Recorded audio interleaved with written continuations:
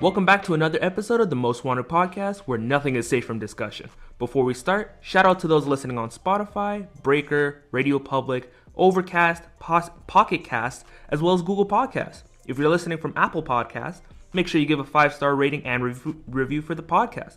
Also want to shout out those listening in on Anchor as well. If you're listening on YouTube, make sure to like and comment on the video, as well as subscribing to the channel while you're at it. You can keep up to date on information regarding the podcast via Twitter and Instagram as well. All right. So now that we have all of that introductory bullshit out of the way, bro, it's actually so annoying. It's always so forced. You have to force it out. I know, and that's the worst part about it. Like, I know I have to, but at the same time, it's a pain in the ass too. Yeah.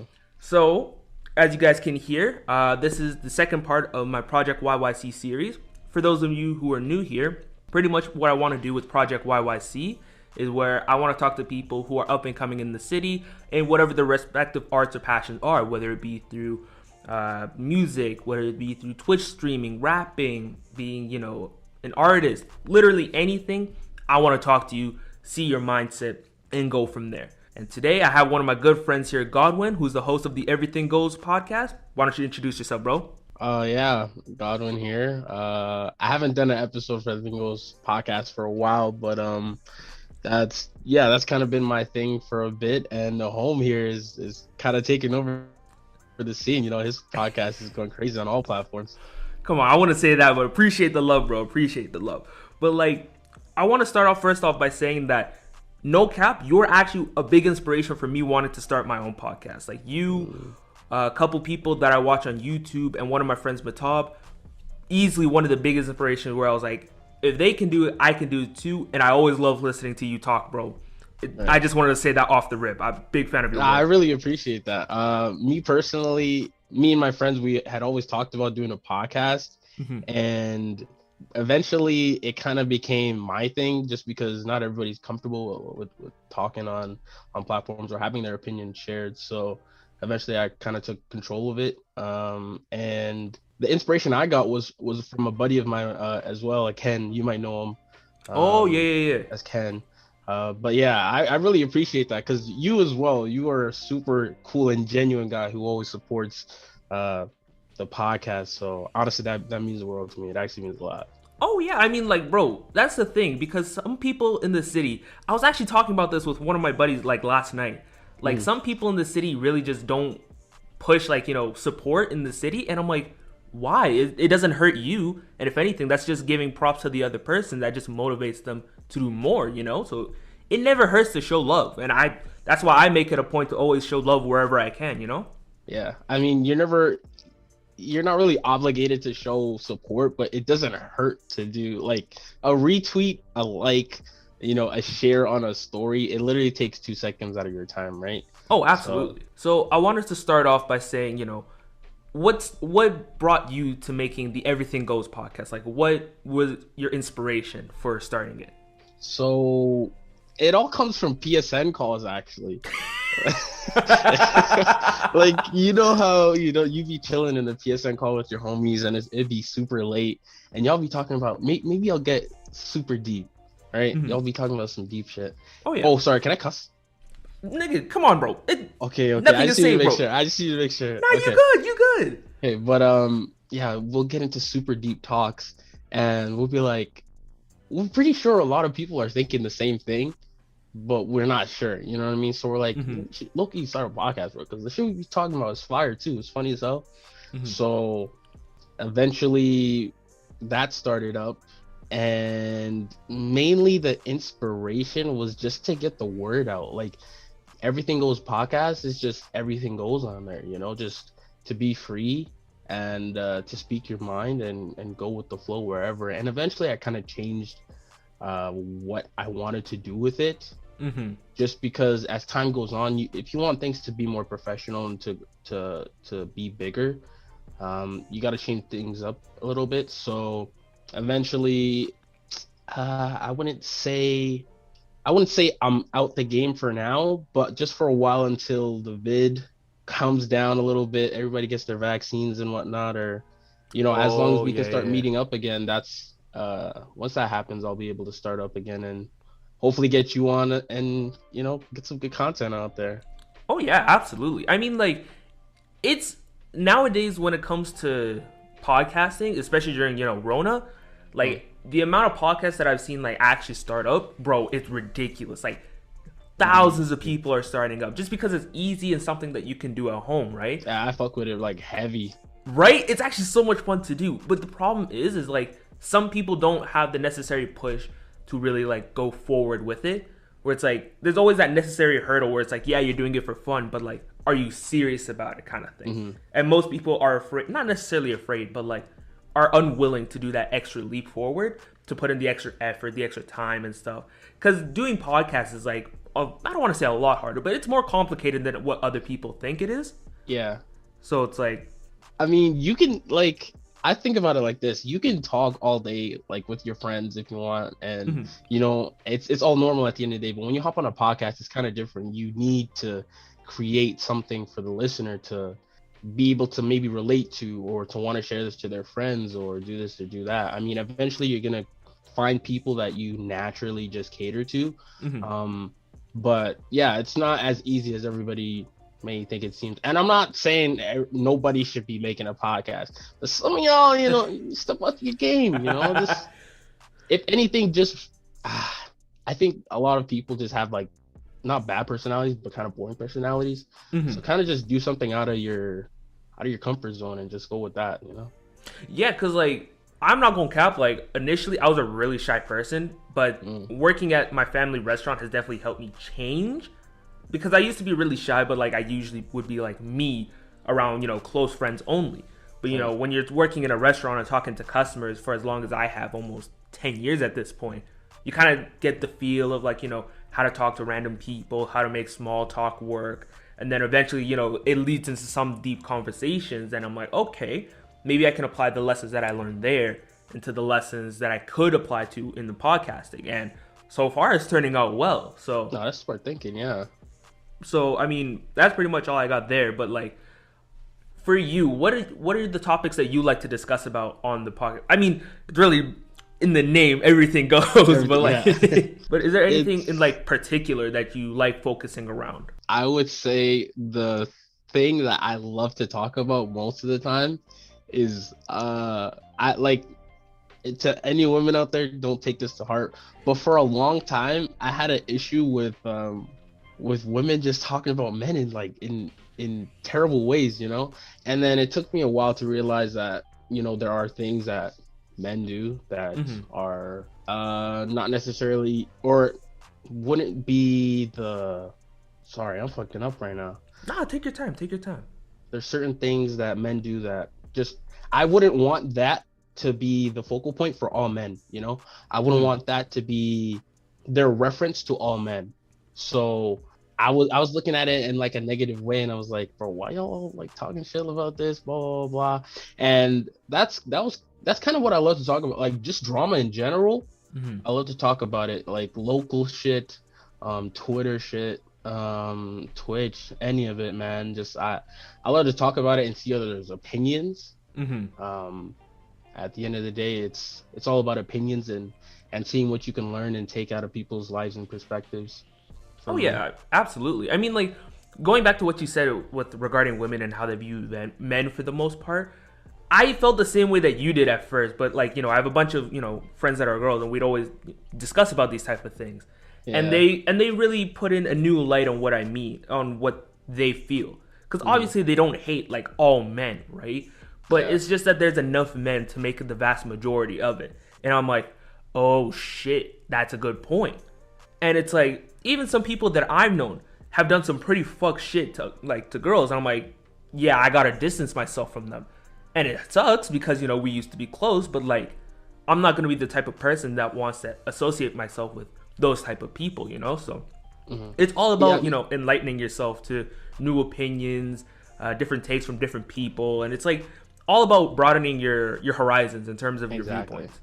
I mean, everyone can say they listen, but like, you need to really listen and understand where someone's coming from to really get it. And for a long time, I was really hard-headed, but now, I'd say I have a new a new. I've always loved women, you know. I don't. I mean, hey, I'm not going to disagree with you on that. Love for them, you know. I have a newfound love for them, and everyone's flaws and all of it, you know, come with the whole package because we're all humans, you know. None of us are perfect, so. Oh, absolutely. Yeah. But I want to go to what you said with regarding Twitter and you discussing Twitter beef. Oh my lord, I still remember. Yeah. I think there was a whole time where I was on Twitter where I was talking. I think I was doing like Not Home News Central type shit. Bro, what happened? It disappeared because you know, everyone stopped talking beef. Down. It calmed down, bro. It calmed down. Beef ain't the thing no more, you know. And even then, it's like I don't know. I don't want to say I matured out of it, but like it's just so. I don't want to say beneath me as well, but more so just like it's just some arguments between two other people. Who am I to start instigating between them? Two random people. Hey, I'm not gonna sit here and say, but sometimes the nigga needs to instigate to spice up somebody's life. You know, maybe one time a summer. You know, one time a summer is cool. Well, yeah, but the problem was that it was happening so often, and not only that, but it was like, why am I putting in so much energy for something that's like, it's really nothing? Like, of course it's gonna be funny, but like at the same time, it's like, it's like, really?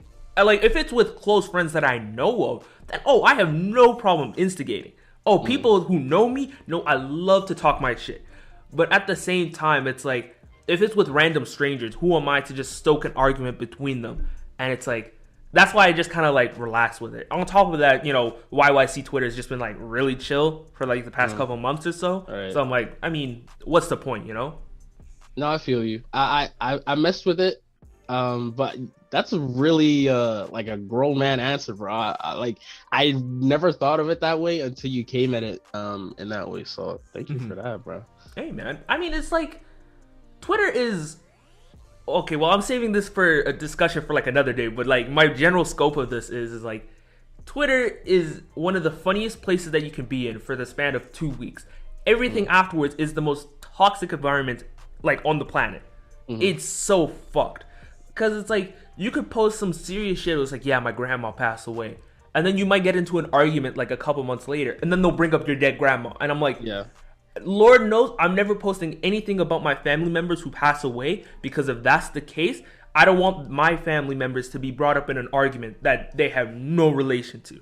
I'm like, why? With Twitter, you got to make those mistakes to figure that shit out, because on the internet, anybody could be who they want to be on the internet. And even myself, you know, like I can say a lot of my tweets are very out of pocket. A lot of times I'm just saying some reckless shit, and I'd say it's me IRL, yes, but at the same time it's just playing jokes. It's just, you know, to keep people entertained, or just like certain shit I have on my mind, and I'll just say, because genuinely I do not care, you know, who were to see it or what they were to think of me. You know what I mean? Oh yeah, and that's like the whole point of, you know, putting out that's the whole point of Twitter, because you're just tweeting out your thoughts and, you know, what you're talking about. It is very toxic if not used in, you know, moderation, or you don't understand how to use it at all. You know what I mean? If you see something and you think your first instinct is to kind of get involved and to make an argument out of something, then you're letting things bother you that necessarily wouldn't matter to you, like IRL, you know? It's ridiculous, bro. Like, and it's like, the internet nowadays especially has such a large effect on people's lives, to where they're letting someone else who they don't even know harass them for, you know, an opinion that they might have. If it's a fucked up opinion where it's like, yeah, you know, Blue Lives Matter or some shit, I give full authority to roast. Like, I don't give a shit. But like, if it's just, you know, a harmless opinion and someone's like, nah, bitch, you're wrong and here's why, and just starts using derogatory slurs, I'm like, well, what the fuck? You're just a nobody behind the screen. Most of the time, those people are doing it for not validation, but like, I'd say to just amuse people, you know, because at the end of the day, clout is a hell of a drug, and people will do anything for it. Oh, absolutely, absolutely, I completely agree. Clout is probably one of the most dangerous shits in the planet, because if you have clout, like for example, Logan and Jake Paul have next level clout for the fucked up shit that they've done. Of course, they were on Vine and shit, and they were annoying, but you know, it wasn't necessarily bad what they were doing. But then you see what Logan Paul did in like Japan, and it's like, well, what the fuck? And he That still gets me so Well, mad. let me ask you. How do you think second chances are a thing for shit like that or no? I believe in second chances, but like there has to be a certain extent in where you're willing to give a second chance. Cause like you can't give a second chance to someone like R. Kelly, for example. Like there's no way. Right. There's no way. So it's like, say for example, someone fucks up, right? But it's like a bad fuck up, but like not seriously detrimental kind of thing. Then yeah, of course you can forgive him. You're gonna look at him in a different light, but yeah, you can just like move on.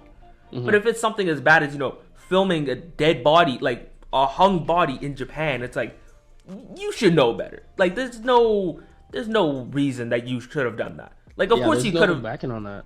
Exactly. Like the fact that he saw it in his footage, because he has to have been editing. There's no way that he could have just put the entire raw footage there. So the fact that he saw it in his editing room and decided to post it intentionally for the clout, I'm like, that's disgusting behavior. There's no way. So that I can't forgive him for. I can't. I understand. Me first, like, I don't even watch Logan Paul like that, but I understand. I know where he came from, like with Vine and everything, and obviously because these guys are famous, you can see what they're kind of doing on Twitter or when they make big headlines, and I can see that he's definitely a different person. He's not that like stupid idiot who posted that vlog or whatever he wants to call it. But I think he's handled it fairly well in a sense, and I think people should take a line out of his book, because I mean, if you were to let every single thing because think about it, there's millions of people who hate him, probably 100%. Oh, absolutely, yeah. Millions and millions of people who hate him, but he still kept going. He kept persevering, and now he has like one of the top podcasts out there on most platforms. He's making money doing this, doing that, and I'm not necessarily saying be him, but I think to persevere like he did is something kind of admirable and something that people should want to take out of his book. I understand what you mean, because like, yeah, people do fuck up, so I can appreciate how he's handled it. His was a big fuck up. It was major. It was major. But like the way he's handled, the PR and moving on from it, like I would probably give him props for that, just because it's like he's handled it really well, considering his brother Jake Paul is some fucking idiot. Oh, that nigga gotta go, bro. Yeah, that nigga is. Yeah. Oh my lord, I can't wait for Floyd to punch out Logan, bro. I can't wait. Oh man, he gotta go. What you think? You think you got Mayweather with? See, I don't watch boxing, right? So I don't know exactly the ins and outs of it. All I know is Floyd is 50-0, and Logan deserves to get punched. That's both facts. So I'm like, okay, if Floyd loses, making it the first L on his record, and on top of that, if a white man beats a black man on live TV, bro, we're all fucked. Bro, the way Jake did Nate Robinson, it already set us back like about 100 years. So I mean, if Floyd were to lose, this would be it's definitely gonna be a white boy summer, bro. It's a white boy summer for sure. On some Ted Hanks shit.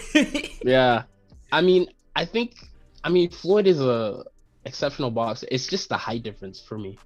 That's what I know. The height and weight difference that'll play a big factor. But I mean, based off of what I've read, like Floyd is a very defensive type of boxer, where he'll like wear you down over time, and especially with a bigger guy like Logan Paul, chances are he might wear himself out trying to get a few hits in early, and Floyd is probably just going to take his time to relax with it. Keep in mind, I am no boxing expert. This is just no, you're correct though. I mean, Floyd is a defensive mastermind, and even during the KSI fight, Logan was pretty drained early on. So it all comes down to, I guess, if Logan can somehow land a big shot early, I think it's in his favor. But if Floyd plays his normal game, I think he should be good to win, even with the height difference. I mean, shit, I'm down. I'm not going to watch it legally. Dana White can harass me all he wants. I'm not even invested in boxing, but I'm going to find an illegal stream for it. I don't care. I'm going to watch that shit. No, I go to a pub, go to wherever, bro. That's gonna be the one of the biggest events probably of the summer, Oh, 100%. absolutely. But I mean, speaking about pubs and how COVID is affecting us, how has COVID really affected you and your podcast? Kind of going back to the main narrative here. How has Right. COVID affected, how you record, how you handle everything about your business in terms of your podcast? I would say I kind of gave up on the podcast for a while, Mhm. just due to the fact that I wasn't able to go out and record with people anymore. And even me, I was able to sometimes record online, Mhm. but at this one point I wanted to get a big group together and do this big podcast, Right. and I couldn't figure out the programs, and every time I would try to record, the the audio would get corrupted, so it kind of got to my Oh, head just being fuck. inside, and not being able to change anything about all the audio that got corrupted and everything I couldn't do. And I mean, in a way, it was bad, yes, or it's still bad, but I think I learned to kind of, be patient with things, and I believe that there will be a bigger comeback, to come when things open up. I'm pretty sure a lot of people wanna. I already had like a couple people, hit me up just to hop onto it. People I've never talked to like ever, and Really? there's a bunch of people that I don't know who listen to it. Mhm. So Well, I mean, yeah. I mean, like, you've been, as far as I know, one of the first, like, up and coming podcasts, like, in terms of my friend group, like, in the city. So you kind of laid the groundworks. Well, at least this is how I view. You kind of laid the groundworks. yeah, For I wouldn't other say I people, laid the. I mean, I wouldn't say I was the first, but um, I think I've reached corners that I haven't reached before. Mhm. Because there's definitely people who are listening that I had no idea were listening to. So Oh yeah, absolutely. And like when people message you out of nowhere, just saying like, "Yo, I really love your podcast." It's like, maybe you could do like. And I love the best thing I love about was when people message you saying that they love it, but on top of that, things that you could do to make it even better, like constructive criticism. Like yeah, obviously, you're never gonna listen to someone saying like, "Nah, bitch, fuck you and your family. This podcast sucks ass." I'm like, nigga, get off my timeline. But exactly, bro. Like it's not that serious. exactly. But it's like people who message you saying it's like it's really just the way that you bring it up and like into conversations. Like, yeah, I really enjoy your podcast, but it's like, there are maybe a couple things that you could do better. Maybe get a better mic or like, maybe some better audio software that you could use. And I'm like, yo, thank you. I'm literally so open for advice. Like every time I post an episode, I usually ask afterwards, like, okay, how did you guys enjoy it? Is there anything that I should improve on? Anything that that you like, didn't like? Let me know. And this is why I mess with you though, because this exact thing happened with you. Mhm. I remember I was pretty down because I wasn't sure on what I was doing wrong, and not necessarily in a way of like the actual content, but just I knew there were things I could have done better, but I wasn't sure what it was. And you helped me to figure out, what I needed to work on. So Mhm. yeah, that was pretty big for me. So I appreciate you for that. Oh, absolutely. Like, just that's literally going back to what I was talking about. It's like it never hurts to give love, to show appreciation to things that you actually support, and then like if you want to see them go even further, there's like it's simple, just giving some simple advice. It's like, yeah, maybe you could add music to the background or like simple things like that, and they're like, oh, that's what you mean, and it's just all a simple dialogue. That's all it Yeah. is. It's like if you hear someone's music and they're close to you and it might be trash, or there might be some things that you could have done better, as like a casual music listener, then I mean obviously you're gonna take a listen because they're the consumer, right? They're probably Oh gonna yeah. know what people like, and I mean you know what you like, but Mhm. as artists or as content creators, sometimes you don't realize when your content is bad. So an outside look on the inside is sometimes the best. Exactly. Like you're always gonna be your own harshest critic to begin with, Mhm. especially like for people who what's it called, record and edit podcasts. Because I'm not gonna lie, I hate listening to my voice when I'm editing. I hate it with a burning passion. Hmm. And so whenever I play it back, I'm like, this shit sounds nasty. I don't think it's gonna pop off the way I think it is. And then people message me saying it's like, yeah, I actually really enjoyed it. Your voice is great. It's energetic. And I'm like, oh shit, people actually genuinely enjoy it. And it's just all that dialogue from there. It brightens everyone's day. Yeah, it's not hard, guys. It's really not hard, you know. It's a message, a tweet, a this or that. It goes a long way at the end of the day. Absolutely. Like, honestly. Are there any plans that you have going forward with the podcast? I know you said that, you kind of have it on hiatus, like on some Hunter x Hunter type beat right now, but like, Oh yeah. It's been gone for a minute. Yeah. I didn't even notice how long it was gone Mhm. until the other day. I had a friend go get a haircut, and his barber was like, "Yo, what happened to the podcast?" Because they apparently they listened to it at their barbershop. So I was like, "Yo, that's like that's crazy." dope. So I was like, "Damn, I didn't even realize it's been so long since I dropped an episode."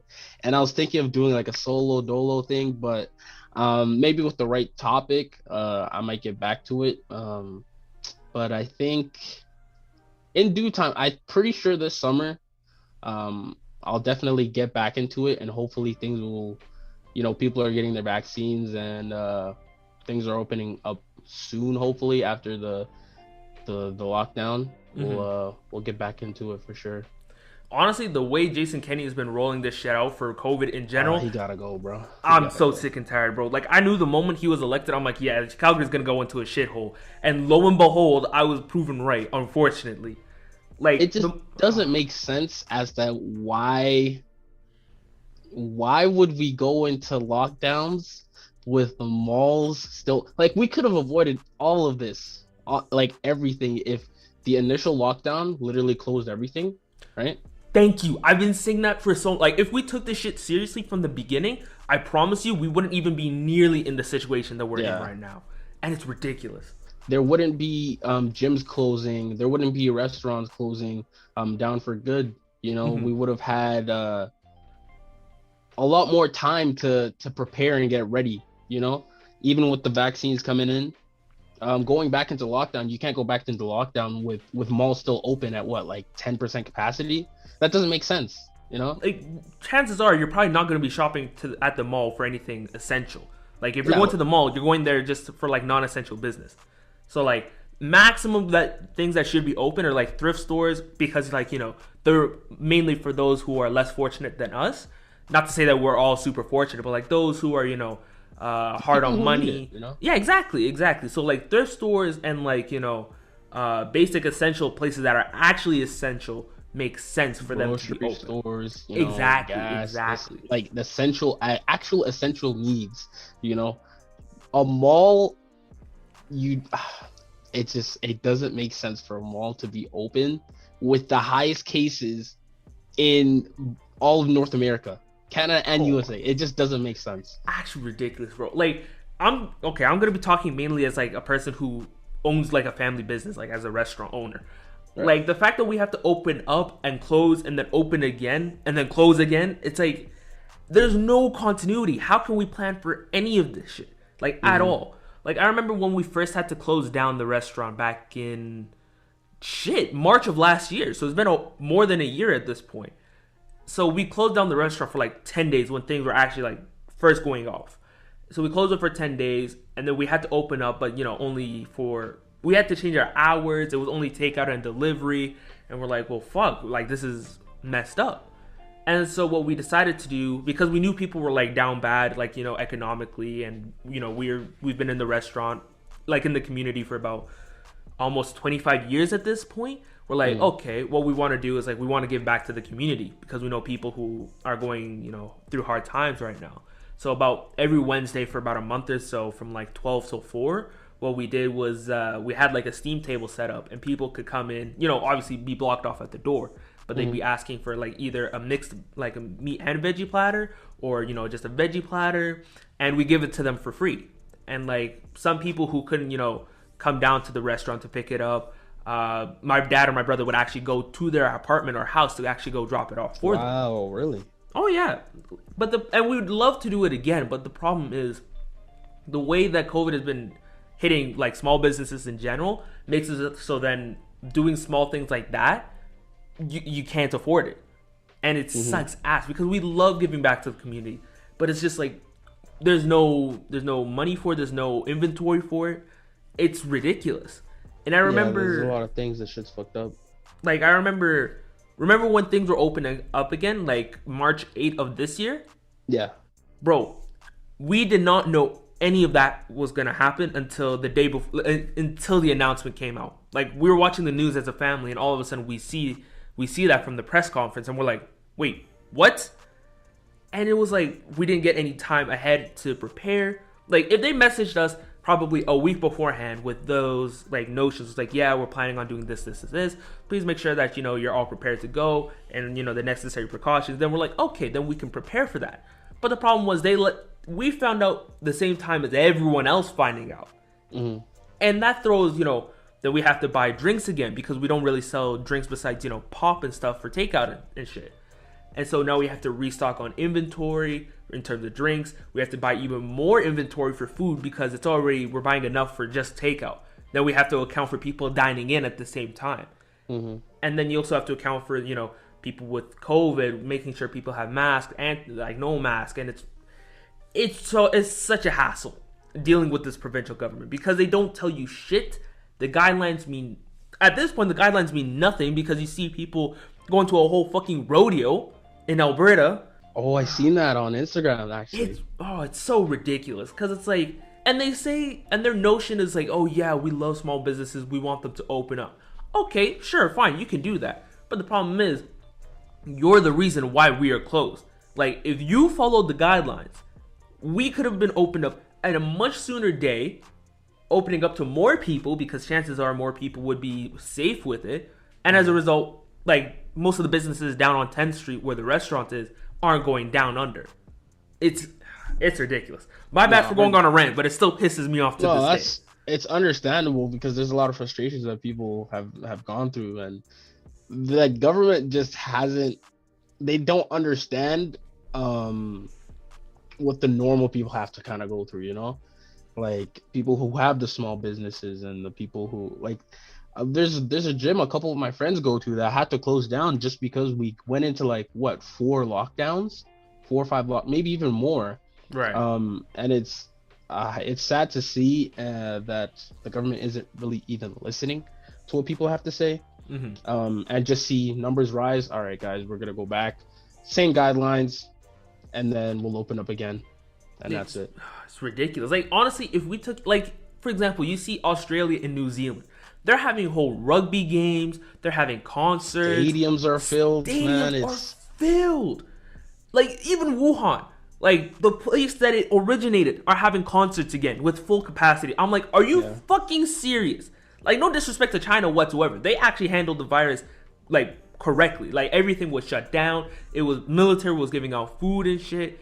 But now, like, of course you're harming, like, you're, what's it called? Like, you're going against, a little bit of the constitutional rights where it's like, freedom of, moving around and stuff.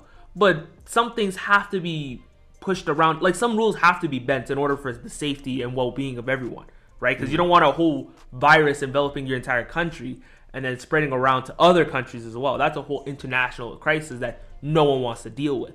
Yeah. But unfortunately, countries in like North America are ridiculous. It's honestly ridiculous. It's just a sacrifice that should have been made, honestly. If it were me, let me think like a government official. Once CERB came out, bro, I would have just put everybody in the crib. If CERB's out, I'm putting everybody in the crib except for essential workers, right? Mm-hmm. And they're getting like their pay at probably like a higher rate just due to the fact that they're working at a time that is very tough for a lot of people. Mm-hmm. And then, lock it down for a month and then come out like you got money, you got this, you got that. Now, I'm not a government. I don't know how the money works. I don't know how the taxes is going to work. Mm-hmm. Personally, that doesn't matter to me, but that's just how I would do it.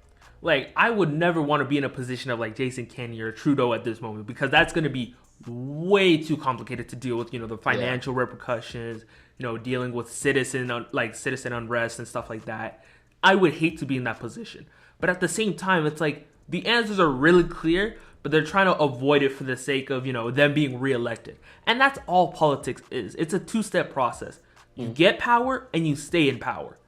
And Kenny's gone, though. Kenny's gone. If the young people actually vote, like if we actually vote, Kenny's gone, bro. That's the problem with Alberta. Because Alberta is full of... It's pretty much like the Texas of Canada. And it's full of conservatives. And the problem is, is that the NDP haven't really done anything for the most part. And the Liberals are way too weak to be even thought of to be elected in this province. So it's like, if you think about it, it's either the Conservatives or who else? There used to be the Wild Rose Party, but they merged with the Conservative Party. So it's like, what can you do? The Conservatives have been in power for like, what, 50 or so years? Probably more at this point. It's ridiculous. And it's like, and the same thing applies to how they deal with like oil and gas as well. Because it's like, we could have moved on from oil and gas and not been in this situation decades ago.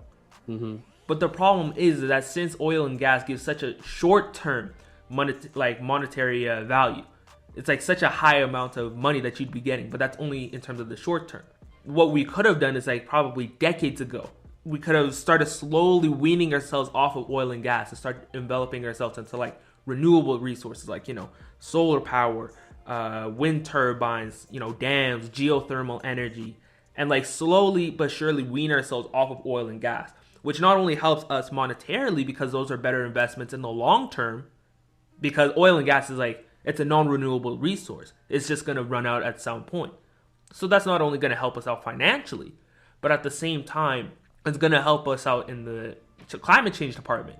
And yes, Alberta is one of the worst in that department. They say, oh yeah, all of our shit is clean. It's no problem with it. Bullshit. We all know anytime you're involving anything with oil and gas, there's definitely going to be harm to the environment. Always. Always. It's what our province was built on, you know, the whole economy. And that's the problem. Like, Alberta itself is too traditionalist in its values. Where they're too dug deep into their mindset and like, oh yeah, this is tradition, this is what we've always done, and it will never change. Sure, okay, it won't change, but everyone's gonna get fucked as a result of it. So you choose. Either you change and everyone's lives get better. It might be hard for like the first, couple years or so, but in the long term, it'll be huge investment payoff. But if you're going to stick with oil and gas, it's just going to, as you see with like the economy now, like it was already tanking even before COVID. And it's like, it's ridiculous, bro. It's some bullshit.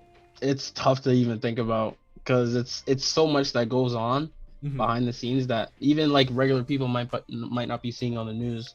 And there's not a lot that we can do, but it's all in the hands of the government officials. And it's like, why are they pushing major issues? Like, they could have solved this in their own generation, but the problem is with each generation, they just shove their issues to the next one. It's like, yeah, we'll just handle all of our money now, but you'll get all of the issues. Where the whole mindset of being in politics is like, we will solve the issues now, so then you don't have to deal with as many issues for the next generation and so on and so forth. That's what politics should be, in my idea. But the problem is in politics, reality-wise, it's bullshit. They're only there for themselves. You'll probably see it's a rare breed of politicians where they're actually caring for their citizens and actually being a representative of the country. Most of the time, they're just in it for themselves and the money. That's it, and the connections as well, because politics, you have to have so many connections to get into it, and it's ridiculous. No, there's a reason why a lot of officials or government clientele are caught in like scandals where they're using tax money to go on vacations with their families or buying houses with tax dollars. It's sad. It's sad. That's the problem with it. It's like, I don't want to keep on talking about politics because this episode is mainly about you. But no, I've just been thinking, man. It's understandable at the end of the day. Because like it envelops literally everything in the world, right? So it's like politics is power, they say. So it's like it's bullshit. But I mean, we have to handle it at some point, Hopefully everything gets resolved soon. Hopefully, because I'm so sick and tired of being at work every day, bro. I'm just trying to see my niggas again. Bro, yeah, it's been a while actually, bro. I'm so tired, bro. It's the same thing. Wake up, work, go back to home, and that's it every day. I'm like, yo, let me just sleep. Let me at least see one of my friends in person. And I think that kind of plays into how you want to do with the podcast, where it's so much easier having like a connection in person. Because yeah, you can do what we're doing like over Zoom or whatever, right? but it's never going to be the same as, talking in person. You can see how they're reacting, seeing things like that, and then it's more genuine, it's more authentic, in my opinion. No, you hit it spot on. That's exactly the whole point of it, to just be in the moment. You know what I mean? And it's like, that's what I wanted to do. I had a couple episodes lined up where I would meet with a couple of friends, we discuss, and then, have fun from there. But the problem was COVID was taking such a bad turn where it's like, I don't think it's safe. So now people have to find different alternatives and Zoom, Zencaster, things of that nature. And it's like, yeah, it works, but it's never going to be the same. It's never going to be the same. It's sad. It's sad to think about. I know, bro. I know. Oh, moving on from that though. How do you write down what you want to write, what you want to do for your episodes, in terms of the podcast? For the podcast, what mainly it goes with the title. Everything goes. So if one day I was just chilling, watching a TV show, or I was working on something, and a thought popped into my head, I would literally just write it down, and the thing with the podcast is it would take me a while to actually get the episode out, because I would take so many takes just to see what sounded best, because I wouldn't take notes. It was mainly just the idea, and I wanted to be free flow almost, I didn't want it to be as if I had a schedule planned, but sometimes you do need to have that. But for the most part, I wanted things to be free flow and kind of just off the dome and to sound as natural as possible. That's exactly how I do my podcast, bro. Because I hate, the only things I'll ever write down are my introduction, what I did at the beginning, that intro bullshit that I was talking about. That's the only, that and the outro are the only things I write down. Maybe I'll have a couple of jot notes that I might have for specific episodes that I want to, hit on specifically. But besides that, it's I hate feeling forced into something that's not me. I'm really free flow, off the dome type of person where it's and that as a result makes it a lot easier to get into conversations. You get to see how people really are, their authentic self. Where if you're just writing down, certain things and sending them their, questions, then they have time to, come up with a response, and they write it down, make sure it's as, safe as possible. And of course that's okay, but the problem is that, especially with my podcast, I want to make it to where I see you for who you are. I don't want to see, your PR team or just general, typing out some bullshit. I want to see you, your answer. No, that makes sense. I think even with the way I would have handled it in a group podcast setting, you want to just get the person. So you want to get every single person's point of view and not just go from this topic to that topic, and you want it to be as smooth as possible to really see how someone might think, So to just start off with one thing and let that be the base, and let whatever ideas, whatever happens essentially, Exactly. So I also want to touch on, I remember you tweeted out earlier saying yo, streets ain't ready for when I drop music. And I was like, oh shit, I want to hear this. And then you actually started to drop music.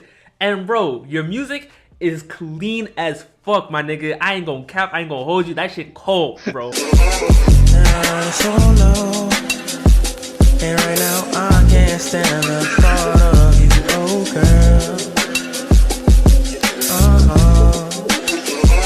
Come and get high off my supply. Oh girl, why you getting shy? I don't even want you. I don't even need you.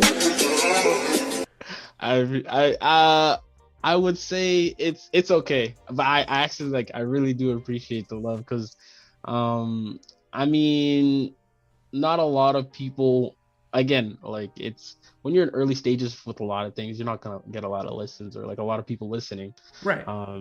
So it's kind of just a certain amount of people who are actually listening to the shit, but nonetheless, it's been good feedback for the most part, and I understand where I make my mistakes and this and that, because with music it's subjective, right?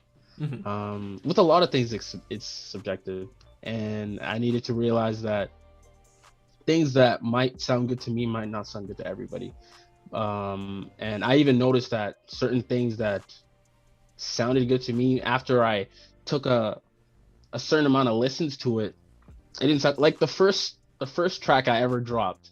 When I finished it with adding everything that I did, the harmonies and trying to get that Frank Ocean sound, because the idea I got from that was literally, I looked up type beat, right, and the first one that had popped up was a Frank Ocean one, so I took the idea to make a Frank Ocean song. So right, I took the inspirations from like Blonde, what I had been listening to for like the whole summer for some reason, I don't know why, bro. That album, yo, that shit hits, bro. Yeah, it's so good, yet sometimes it makes you feel like emotions you might not like want to feel, you know? Right? Like, bro, I just be chilling and all of a sudden I just hear what's it called, Siegfried, bro. I'm out of it immediately. I'm like, fuck.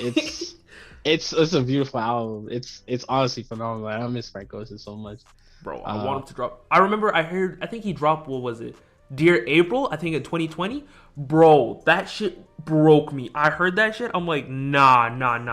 Yeah, I think he dropped Cayando as well at the same time, or around the same time. I think it was around the same time, bro. Yeah. This nigga does not miss. Frank Ocean, bro. Oh my lord.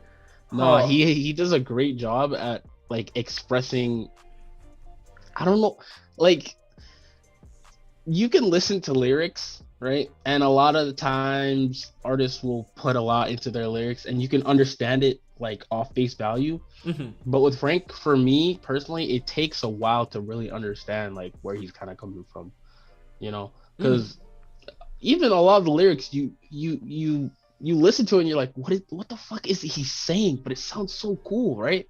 Oh yeah, like, it's like some people have like those ability where they're singing and you're not really paying attention to what they're saying. It's just how they sound, and then you go back and you listen to it again and you're like, oh, he was talking about this. Oh fuck, and it just hits in a completely different way. Yeah, and he has a certain way of doing that, and I really fucked with it heavy. So with that first track, what I wanted to do was kind of just implement that. And the first verse, when I had got it down in my head, of course it sounded cool, and listening back now, because obviously it's been like maybe 2-3 months and I've obviously evolved and I found my own sound. I can look back and say, yeah, I want to remake this. I know where I did wrong. I know what I could do better. And that's just the evolution of everything, right? Yeah. Like, you always start out and then like you go back to it like months later and you're like, man, this shit sounded ass. Well, not to say that yours sounded ass. Yours still sounds great. It's cool. Like, I would prefer if people are honest, you know. I am being honest. Like, I actually genuinely enjoyed it. Like, my thing is with music is like I really don't like things when things are offbeat. Like, unless it flows nicely with it, but like most of the time it doesn't, in my opinion. So like when you went off beat for a little bit, I was like, and then you went back on beat. I was like, okay, now this shit is hidden again. Yeah. That's literally the only thing that I have to negative against your music. But that was only one song. Myself. Yeah, I even noticed it myself. I was like, the thing with music is it's been a part of my life since I was young, and it was always something that I wanted to do. But I wasn't that person who like could just make a song. And like I've never been good at expressing myself, you know.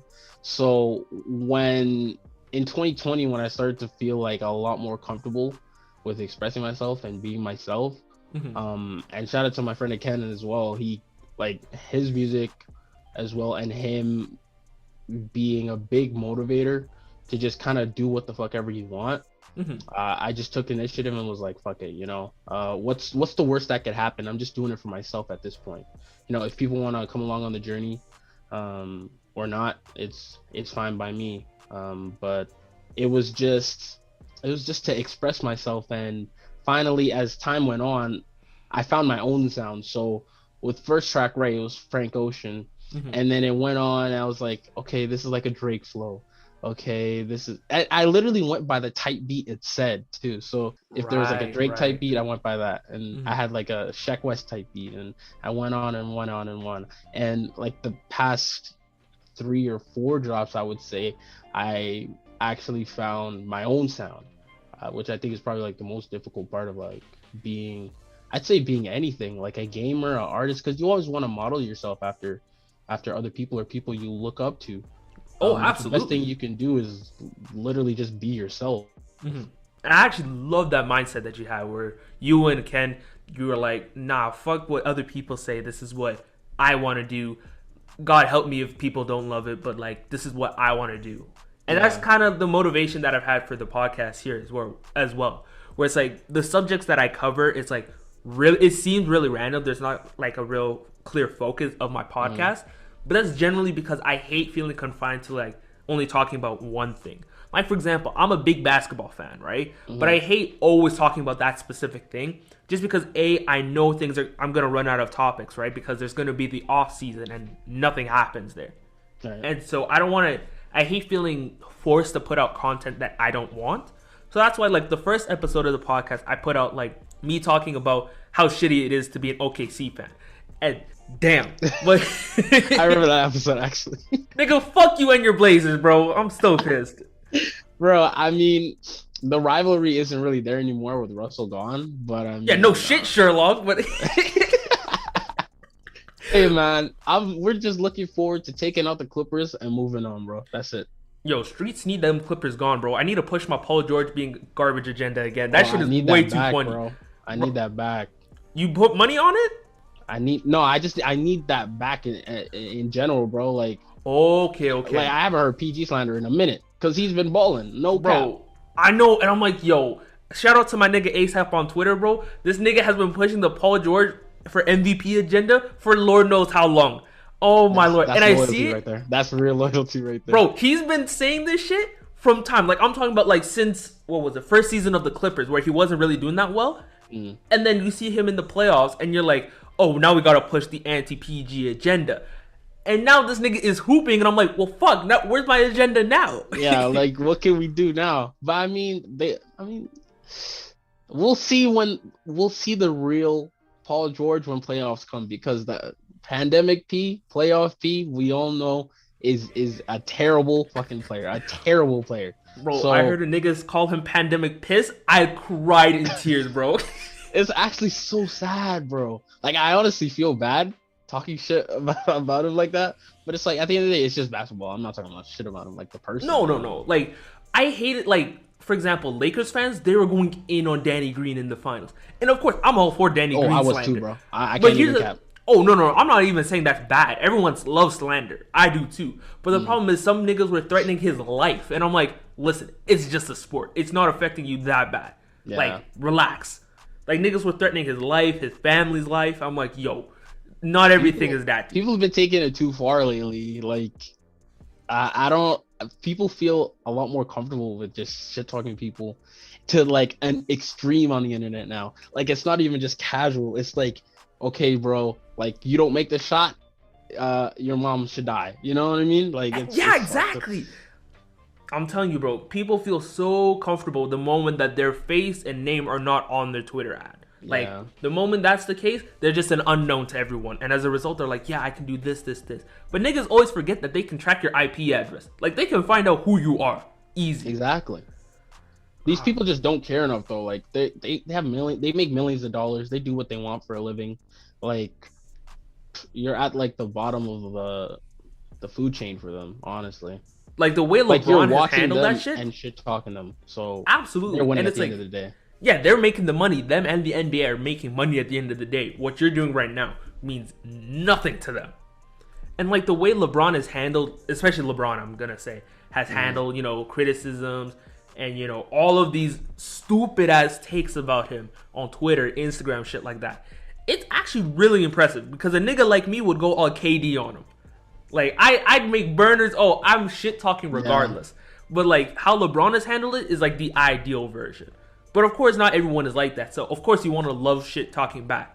So, I'm more like KD in that situation, but ideally, we should be like LeBron.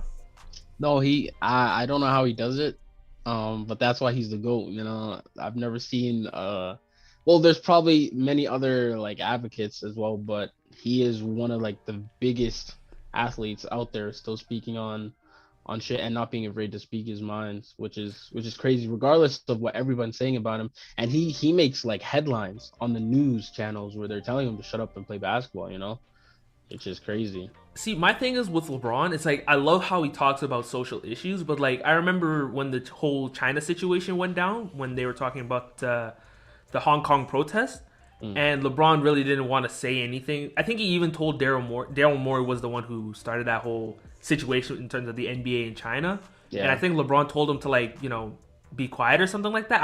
I can't remember specifically, but I was like, I mean, you probably could have said something, especially with your platform. You kind of fed more into the Chinese government's agenda right there. So a whole lot of people were not necessarily making fun of him, but like rightfully criticizing him for that. So I'm like, yeah, that's fair. And he came out later on saying like, yeah, I'm not gonna speak out on things that I don't know on. And I'm like, that's fair, but like with the platform that you have, it's like, of course you're not obligated to speak about it, but with your type of platform, it would be beneficial, No, yeah. I'm just assuming he probably didn't want to sound like stupid, I guess. Just because I guess it's not on a bigger stage necessarily, but the issue is bigger than what it seems with the Chinese government and say the US government. Say they go into something that happens just because he says something on the internet, I don't know, maybe he was just looking out for himself, possibly. I think he might have been looking out for himself just, as a part of that, just because he is partnered with Nike, and Nike has a huge part in China and like, sweatshops and things like that. So a lot of people took it to where he was defending, Nike and like, just trying to protect his brand pretty much. And I'm like, okay, I get that. But at the same time, it's like he could have done more is all I'm trying to say. Like, I remember one of my niggas, Bolu, on Twitter, he was mentioning that as well. And I'm like, yeah, I mean, like, of course he's not obligated to speak about it, but like, it's always better to speak about it. It doesn't hurt you, and it's just bringing more awareness to people, especially with such a large platform that you have, So it's kind of similar. It's understandable. It's like how I remember seeing someone talk about it, where it's like you're either silent on all social issues like Michael Jordan, or you have to talk about every social issue. And I'm like, there's no way that you can speak on every issue in the world, because A, that's going to be taxing on your mental health, and B, that's probably impossible to do. So that's why most people try and talk about things that are relative to them, or things that they know of in their retrospective area, which I understand. But it's like, at the same time, you want to reach out to more, but it's just like there's so much shit going on in the world where it's like you can't reach out all at the same time. Yeah, I don't even think, honestly, you need to be super, like, it's good to be vocal, but just with the way social media is right now, like, it's difficult to not see anything. Oh, like, absolutely. It's not hard. So as long as you're able to like kind of like think about these things on your own and maybe talk about it with your parents or your close friends, you don't need to be super vocal or tell social media 100% of how you feel, or unless you're super involved, or the issue really matters to you, then by all means go ahead. But I think that's probably the way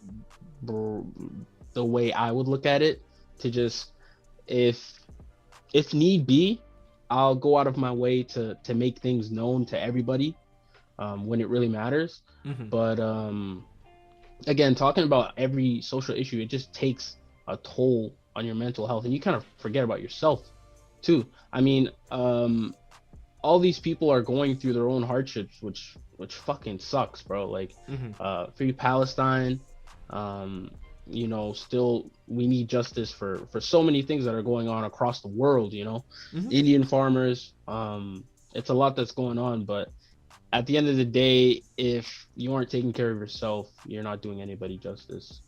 Exactly. Like, you want to reach out to as many people as possible, but like the first person that you should focus on is yourself. Because like, and not to sound like narcissistic or anything, but it's like, if you can't better yourself mental health wise, and it's like, how can you reach out and help out other people in the area and like around the world? Because the things that they're going through is only going to harm your mental health. It was like, yeah, they're going through so much shit, my shit doesn't even compare to what they're going through, and it's just a negative toll on both ends. You just wouldn't know how to handle it. Exactly. That's what I mean to say. So speaking about vocals, like my segue here, but speaking about vocals, tell me a little bit of like what's your inspiration for music? Like, any artists in particular that you aspire to be like in terms of how you sing, how you portray yourself in terms of music? Really right now, I'm just trying to find myself, but I'd say in general, I really like Rex Orange County. He has like a really raspy voice, which is soft, but he can like, I don't know, he has notes that sound so full and sound amazing. So kind of like some who am I thinking about? Like Domo Genesis, some Anderson .Paak type of beat. Yeah, almost, yeah, pretty much. Gotcha. But like I'm a guy who's like genreless, so I can listen to anything and really appreciate it all. And so like I'll always want to do like a little bit of rap or some like Kid Cudi humming for like a whole song or some shit. You know what I mean? It's just the ideas are endless. But I'd say Rex Orange. I have to go with Drake as well. Oh, of course, it's Drizzy Drake. It's you know Drizzy. It's Drizzy. Of course, where's the album though? Hold on, where's the album? Yo, nigga, I've been asking this since January. This nigga said, yo, January 1st, 2020, Certified Lover Boy. I'm like, yo, say less. And then that shit, it's May now, my nigga, and it's not even here. I'm like, yo, come on, dog. You know what? He's smart though. I know what he's doing. He's gonna drop it in the summer. Oh, absolutely. And then it's gonna go #1 billboards. Nigga, I'm telling you for the fact, Drake always drops in the summer, and he always has songs for the summer that take over the entire summer area. Nah, he's a genius. He's a genius. I'm not even gonna lie. He's a genius. Hey man, no Drake slander allowed here, bro. Only time I've ever slandered Drake is when Pusha T dissed him. That's literally the only time. Cause like, damn nigga, you gonna let him expose you like that? That's damn. I don't know what he was gonna say, because what Drake said, he was gonna say something that was out of character to him and shit like that. Yeah, he was saying like, oh yeah, the shit that I would have said would have made people lose their jobs, break up their families. I'm like, nigga, drop the album then, drop the song. I want to hear this. I wanted that too, but it's like, Drake's not that type of person. Like, we've never seen Drake as that guy though. You know what I mean? True. If you think about it, we've never seen Drake as that type of guy. If anything, he had his beef with Meek Mill. It didn't go too deep. Sure, he talked about like Nicki and whatnot or whatever, but it was just way too funny too. Oh my lord. Yeah, but if you think about their beef compared to Pusha's beef, they were getting into talking about wives, families, kids. 40 having an illness. That's right. Yeah. So it's like it's two different levels to look at it, and I've just never seen Drake as that guy, and I don't blame him for it, but I would have liked to hear it. Yeah, exactly. It's like, I don't blame you for not posting it, but like, streets would have loved to hear that. Just like maybe leak it on SoundCloud, just for a day, and then we would love to hear it. Oh man. Yeah. Other than Drake, I really like Magic. Honestly, like majority of OVO is like fucking insane. And Travis Scott as well. As of recently, I've been starting to love auto-tune in like a different way, and I'm not really using it in like a Travis Scott way, but the way he uses it is fucking insane. He's like one of the greatest artists like ever, bro. Honestly, I want to say ever, but I would probably say like of our current generation, yeah, he's definitely up there. I think he will be like ever, bro. Because if you think about it, he doesn't make bad music. One, right? True. Two, his concerts are always lit. Bro, right? Astroworld, oh my lord, that shit looks fucking gas. Bro, I wish I got a ticket, bro. But I woke up late to the fucking sale, so I couldn't even get it. Maybe I'll get like a resale ticket online or something. But so yeah, 2, he's like concerts are lit. 3, he's like the craziest entrepreneur ever, bro. Like Fortnite deal, PS4 deal, McDonald's deal.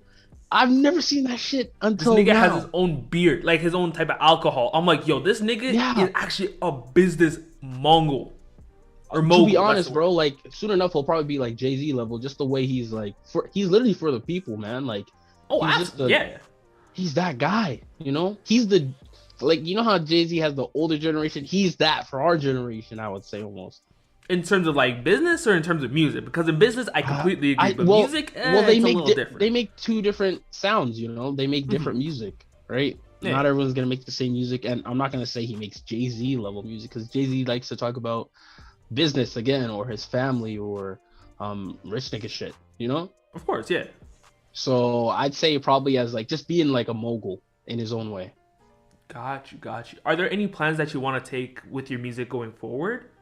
Plans at could you be more specific? Oh yeah. Like, are you planning on like reaching out, like probably posting it on Spotify, Apple Music? Are you planning on going forward like a music career as well as doing podcasting, or is it just like music is just going to be like on the side type of thing? If anything, it would probably be the podcast would be the side thing, but it's like the biggest thing that I'd have going for me right now. Right. But in I think June or July, hopefully I'm gonna be working with a couple people from the city to get like things rolling and like a professional studio so we can get shit on Spotify and actually reach a bigger audience. But yeah, I think that's the best plan.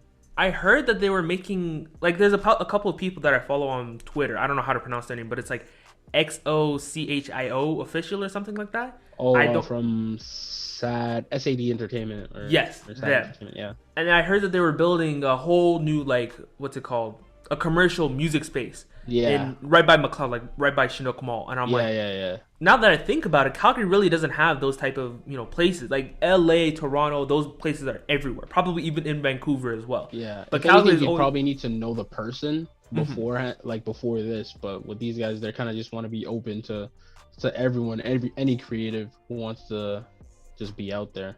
Yeah. So I think they're opening it up for like music, for podcasting. I think they also said for photography as well. I'm not too sure about that third one, but I know for sure music, like recording music and then recording podcasts, that they're setting up like, soundproof rooms, music studios, and they're getting like professional, software engineers and shit. I'm like, if that's the case, I might go there like to record episodes because like right now I'm in the basement of my restaurant. So if I can get like works, but I mean, if the opportunity arises, then it's like, it's an opportunity for everybody to be involved and kind of just better yourselves and better your content, right? Oh, absolutely. But besides that, I mean, yeah, I think I pretty much covered everything that I wanted to talk about. Do you have anything that you want to talk about? Shout yourself out right now. Anything that you have going on in the future? Hey guys, make money, man. Make money right now. Make money. Now's the time to make money in any way possible. There's so many outlets. Even me, like, I'm not even gonna lie, like, I haven't had a job for like 2 years now, but because of the information that I gathered and the people I kind of follow, I've been able to put myself in a situation where I probably won't need a job ever again if I continue the things that I'm doing. So whatever it is, whatever you're doing, if you want to pursue it as a passion, go for it. You gotta like 100% it. Don't half-ass it. If it's really what you want, then you gotta 100% it. If you really want to make it in the business or just to make money in general, or if you just love to do it, don't let what anybody else says get in the way of your dreams. So yeah. Hey man, you preaching to the choir on that one. But yeah, you can find Godwin on his Everything Goes podcast. It's on Apple Podcasts, Spotify, Anchor as well, which is, big shout out to Anchor. We both using that audio software. Big shout outs to Anchor. Hey, sorry. No, go ahead. But Anchor, I need my money. Please make me withdraw in Canada. Please and thank you. Bro, I'm so sick and tired of that shit, bro. Oh my lord. I was trying to find out how to get like sponsorships for Anchor, right? And they're like, yeah. It's US only. I'm like, my nigga, we are next door. It's not that hard. I know. It's difficult, but hopefully, I think it's already in the works to get it to move up here, but the sooner the better, because I need my fucking a lot of people money, are making podcasts, man. It's just more money for them at the end of the day, so I don't know what they're waiting for. Oh god, I'm like, anyway, so annoying, but anyways, you can find Godwin on the Everything Goes podcast on Spotify, Apple Podcasts, Anchor as well. I don't know. Are you on any other platforms as well? I think is there one called Overcast? Yeah, Overcast. Yeah, I think Overcast as well. Yeah, you can find Godwin on all of those platforms. You can. I'll also link I'll link his Spotify and his Apple Podcast in the links down below. I'll also give a link to his SoundCloud page as well, so y'all can stream it, check it out. Shit is nice. Chef's kiss on God.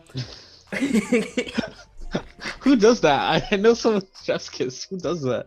I don't even know. I just saw it on YouTube. I think I just saw it somewhere. I'm like, oh, Timmy. Oh, Timmy, yes. It's Timmy. Yeah. Timmy, yeah. It's Timmy. I was like, I've seen this before. What the fuck? Yeah, big shout out to Timmy, bro. Check out his stream. On God, too nice. Yes, sir. But hey, thank y'all for making it to the end of the episode. If you want to show love to the podcast, follow me on both Instagram at Most Wanted Podcast and Twitter at Most Wanted Pod to stay up to date on guest features, upload days, and more. If you're listening on Apple Podcasts, make sure you give a 5-star review and rating. You can also listen to the podcast on Spotify as well as on YouTube via the Broad Hive channel, where not only you can find my podcast, but plenty of other top-notch material. Till next time, we out. Easy, y'all.